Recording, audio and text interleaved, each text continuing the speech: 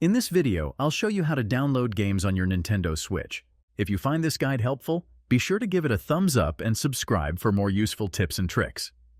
Downloading games on a Nintendo Switch offers instant access to your library without the need for physical cartridges.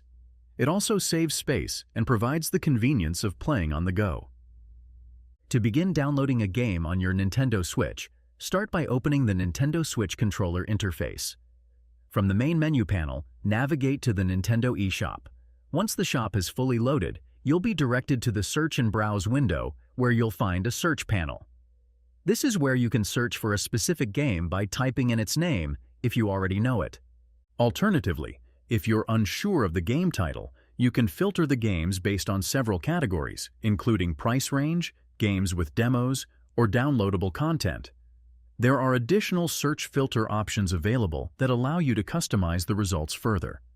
For instance, if you wish to find free games, you can select the option to customize the price range and filter for free games. After applying your desired filters, hit the Search button. You'll be presented with a list of free downloadable games. Browse through the list and choose any game you find interesting. Let's say you click on Fallout Shelter, but you can select any game that catches your attention. Once the game's page opens, look for the Download button and click it.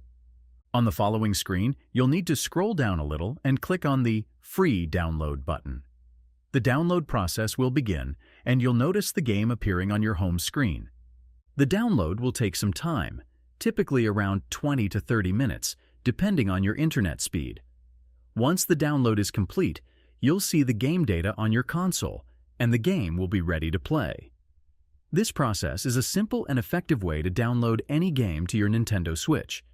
If you liked this video, make sure to subscribe for more tips and tricks. Thanks for watching.